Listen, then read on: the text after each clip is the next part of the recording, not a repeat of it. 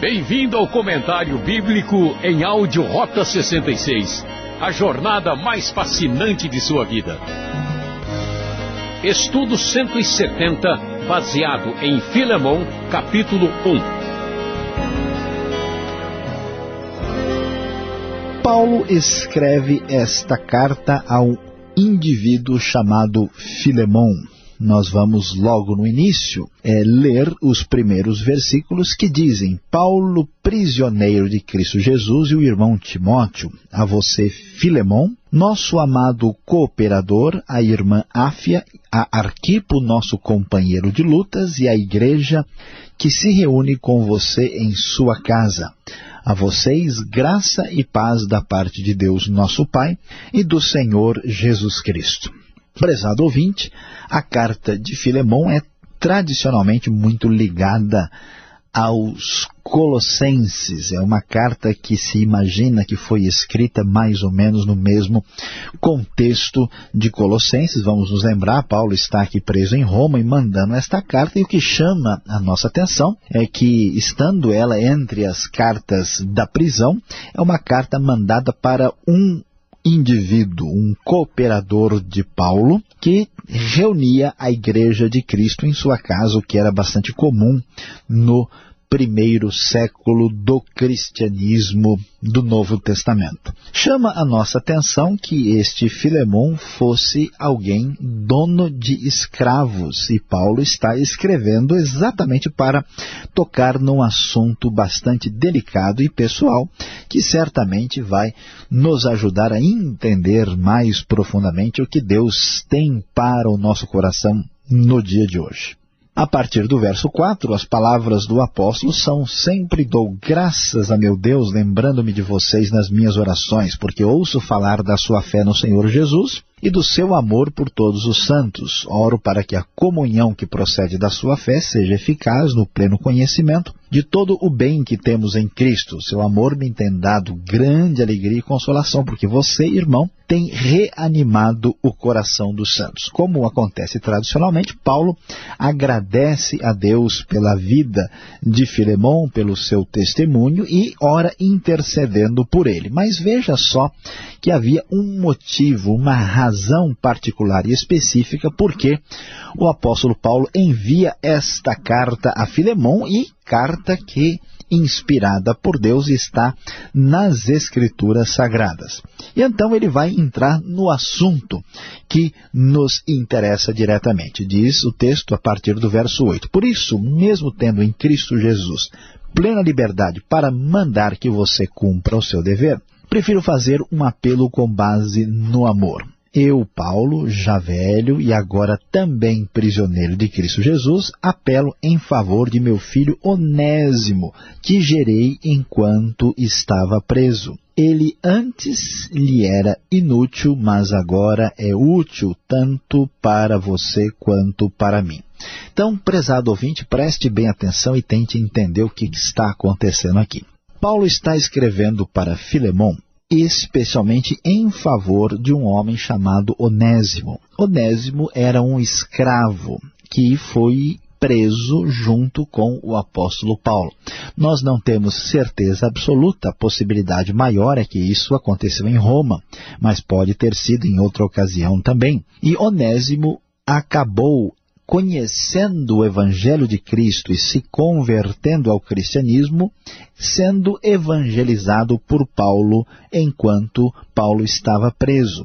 E então conversa vai, conversa vem, e Onésimo começa a abrir o seu coração. Ele conta toda a sua história. Na verdade, Onésimo era um escravo fugido do seu senhor, que agora estava na prisão, e Paulo está aí entrando como uma espécie de intermediário entre um senhor e o seu escravo. E é bom a gente entender que esse senhor tinha todos os direitos sobre o escravo. Na verdade, o escravo era propriedade dele. Onésimo tinha fugido, portanto a sua situação era muito complicada.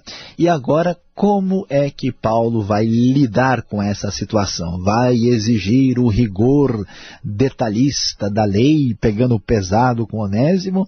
Ou vai agir meramente com o coração, com pena de Onésimo, e vai acabar batendo pesado em Filemon como se ele fosse um simples opressor? Qual é a atitude que vamos esperar do apóstolo? Vamos ver que a curiosidade certamente está sendo aguçada para entender o que acontece num momento delicado como esse. O texto diz: mando-o de volta a você como se fosse o meu próprio coração. Gostaria de mantê-lo comigo para que me ajudasse em seu lugar enquanto estou preso por causa do Evangelho. Mas não quis fazer nada sem a sua permissão, para que qualquer favor que você fizer seja espontâneo e não forçado. Talvez ele tenha sido separado de você por algum tempo para que você o tivesse de volta para sempre. Não mais como escravo, mas acima de escravo, como irmão amado. Para mim, ele é um irmão muito amado, e ainda mais para você, tanto como pessoa quanto como cristão. Meu querido ouvinte, olha só que coisa interessante e surpreendente. Paulo está mandando Onésimo convertido de volta a Filemon. Certamente Paulo conversa com Onésimo e diz: olha, Onésimo, é o seguinte, o que você fez foi errado, você abandonou o seu Senhor, você sabe que você está quebrando a lei, então você não pode simplesmente sumir. E afinal de contas, o Filemon também é um cristão, vocês são irmãos em Cristo. Então essa situação social complicada não pode ficar assim. Então você deve voltar para encontrar-se com Filemon e acertar todos os detalhes. E Paulo faz isso, mas de uma maneira diferente. Ele intercede pessoalmente em favor de Onésimo. Ele faz um apelo, como diz o verso 9, com base no amor. Ele envia como se fosse o seu próprio coração, e aqui nós vamos ver como o amor cristão entra como uma força subversiva na relação de senhor e escravo dentro do contexto de escravidão, quando os homens exploravam uns aos outros, quando reinava a escravidão. Cristo Jesus ensina cada um dos cristãos a chamar o outro de irmão, estabelecendo aí uma igualdade, definindo na história um novo padrão. Isto é muito especial e surpreendente. E assim, Paulo vai interceder de maneira particular por Filemon. Então, no verso 17, o texto prossegue e diz: assim, se você me considera companheiro na fé, receba-o como se estivesse recebendo a mim. Olha só, Paulo é impressionante. Ele dá a cara para bater por um simples escravo. Que coisa especial. E ele diz, se ele o prejudicou em algo, que é uma possibilidade muito grande, até por ter fugido, as leis romanas eram severas para uma situação dessa, se ele o prejudicou em algo ou lhe deve alguma coisa, ponha na minha conta. Eu, Paulo, escrevo de próprio punho, eu pagarei, para não dizer que você me deve a própria vida. Paulo faz uma santa negociação, diz: Filemon, você sabe muito bem como eu abençoei a sua vida e você nunca teve que pagar nada por isso. Você me deve a sua própria vida. Agora, pode ser que você fique aborrecido e chateado, porque o Onésimo lhe deve um tanto e mais um outro tanto. Pode ser que Onésimo até na fuga tenha se apropriado de alguma coisa do seu senhor para poder viajar, para fugir para longe. E é possível que ele estivesse em Roma mesmo, porque Roma é o lugar ideal para alguém se esconder, porque a cidade tem mais de 1 milhão de habitantes e é o lugar perfeito para um escravo se aí confundir no meio da multidão, evitando que ele fosse pego. Pois é, Paulo assume a situação de tal forma a se colocar aí de uma maneira a dizer: olha, qualquer coisa pode deixar que eu pago, mas não se esqueça de que você me deve bastante também. Sim, irmão, prossegue o texto, eu gostaria de receber de você algum benefício por estarmos no Senhor. Reanime o meu coração em Cristo. Escrevo-lhe certo de que você me obedecerá, sabendo que fará ainda mais do que lhe peço. Além disso, prepare-me um um aposento, porque graças às suas orações, espero poder ser restituído a vocês. Interessante que Paulo diz, olha, é o seguinte, o Onésimo está indo, e daqui a pouco eu vou chegar aí. Arrume lá o quarto na sua casa, prepare tudo direitinho, que daqui a pouco, como se diz na nossa linguagem popular, nós vamos comer um feijão juntos, e vamos resolver essa situação de maneira mais pessoal e mais próxima. E assim ele vai encerrar esta carta com as últimas palavras, dizendo, Epáfras, meu companheiro de prisão, por causa de Cristo Jesus, envia-lhe saudações. Assim como também Marcos, Aristarco, Demas e Lucas, meus cooperadores. A graça do Senhor Jesus Cristo seja com o espírito de todos vocês. Meus queridos ouvintes, que coisa impressionante. Nós vamos observar nesta pequena carta uma lição impressionante.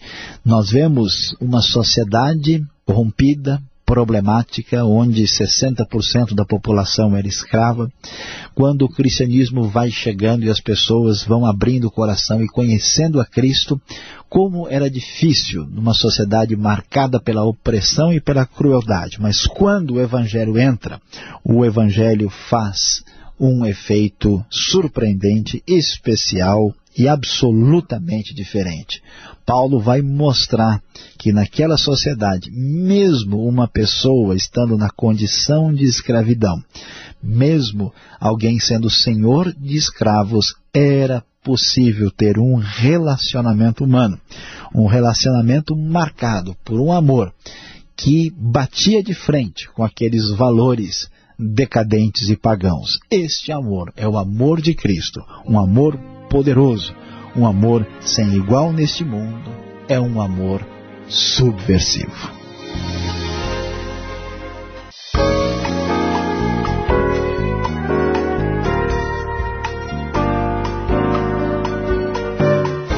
Vamos em frente agora com as perguntas.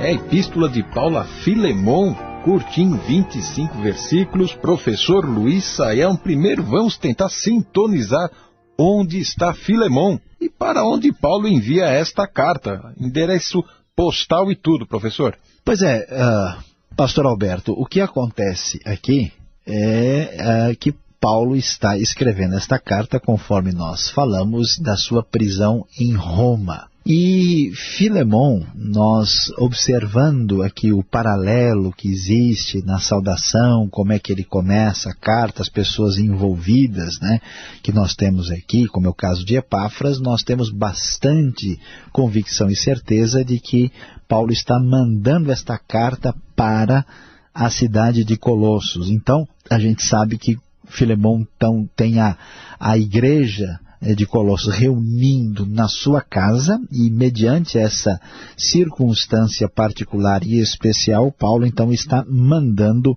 esta carta para orientar aqui Filemon neste momento especial do cristianismo primitivo.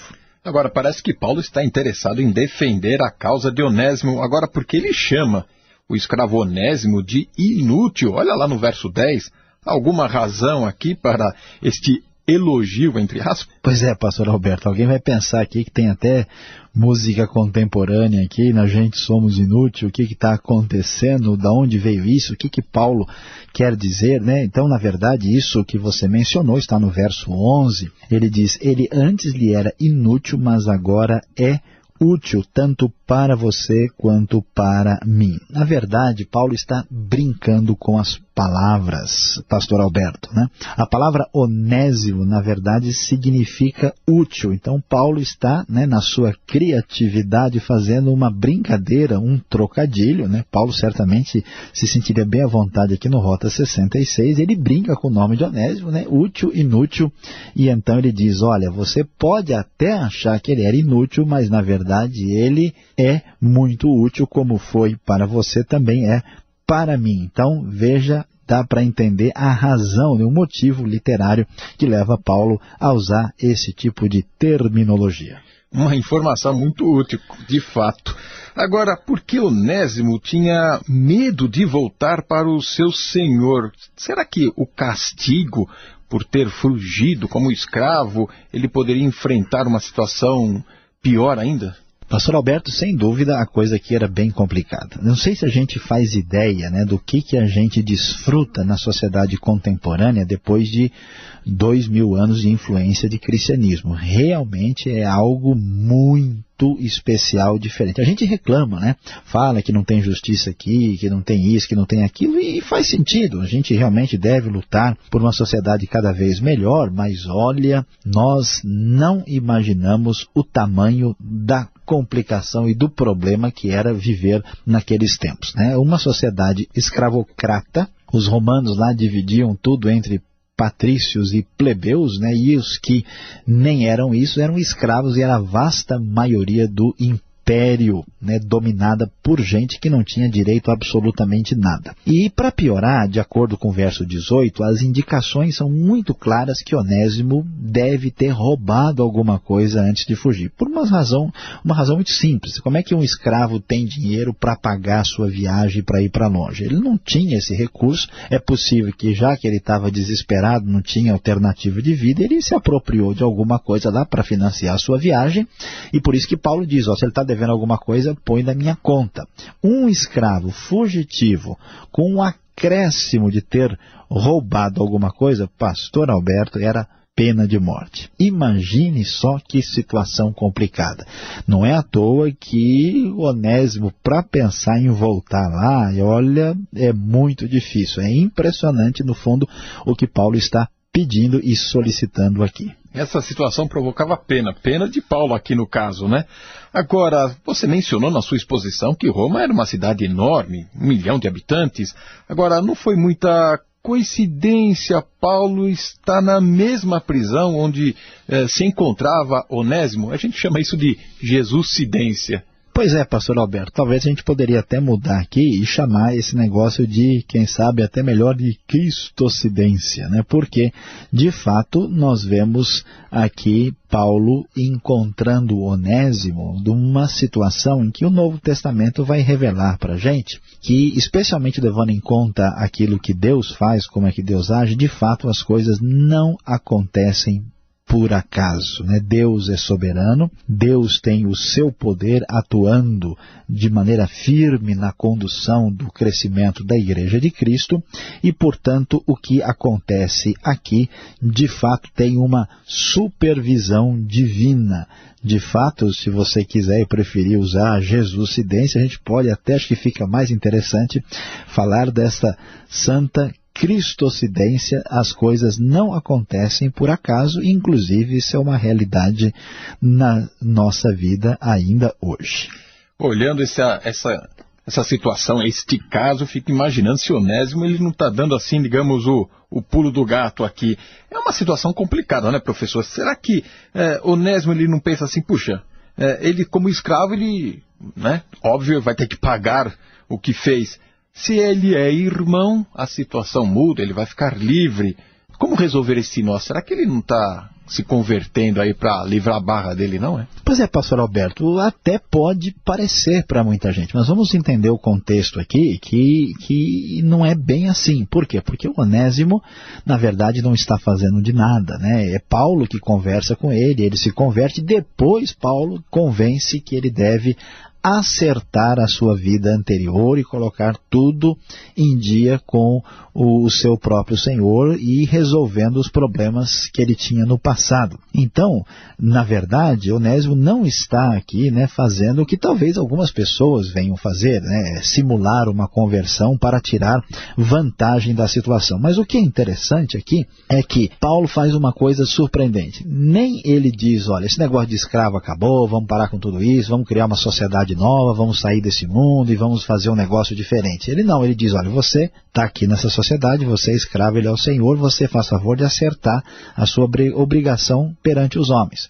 Mas ao mesmo tempo em que ele permanece nessa condição, há uma força superior por trás disso, e que além de escravo ele é irmão, e como diz o próprio texto, né, ele é irmão acima de escravo. Então a relação terrena e social permanece, mas a nova relação em Cristo tem força superior e é especialmente surpreendente aqui no livro de Filemão. Bom, professor, para terminar, eu quero uma explicação. Você disse amor subversivo. Como assim? O que significa isso? Pastor Alberto, que coisa interessante, né? O que a gente talvez poderia imaginar em relação ao cristianismo? Nós poderíamos pensar no cristianismo como uma nova mensagem de Cristo que nos chamaria a uma revolução, que nos levaria a mudar as estruturas, a implantar a paz, né, de uma forma ou de outra. Surpreendentemente, o Novo Testamento não apresenta essa possibilidade. Até porque a mudança de estruturas, por mais que elas sejam melhores, não vai, de modo algum, resolver o problema do ser humano. Ao invés de acreditar nesta mudança de estruturas, o Novo Testamento aposta numa coisa diferente que é chamada o amor. Esta nova dimensão estabelecida, que é o amor cristão, o amor definido conforme os parâmetros de Cristo Jesus. Então, nesse sentido, o que o cristianismo faz? O cristianismo aparece como uma santa força subversiva. Subversiva por quê? Porque ela ataca, bate de frente com o paganismo de uma maneira que ela não ataca a estrutura de frente, mas ela atinge a realidade que precisa ser atingida aí. Na verdade, mesmo que sejam escravo, um senhor, mesmo que sejam pessoas na situação social mais injusta, por meio do amor cristão, essas pessoas vão ter uma convivência, uma vida muito melhor do que se eles vivessem numa sociedade de estrutura mais justa, quando as pessoas são dominadas pelos seus pecados. De fato, o cristianismo aqui é uma santa força subversiva. Obrigado, Sayão, pela força, pelas respostas, e você continue ligado. Vem agora a conclusão desse estudo.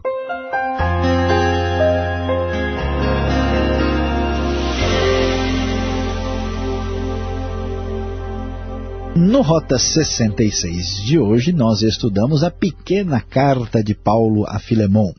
Você viu que neste único capítulo de Filemão, o nosso tema foi amor subversivo. Paulo orienta o escravo fugitivo Onésimo a voltar para Filemão e acertar a sua situação, e também orienta Filemão a agir com amor, entendendo que agora os dois estavam numa nova relação. Um era irmão do outro agora como cristão. Meu querido ouvinte, que lição, que coisa extraordinária. Aí vai a nossa aplicação.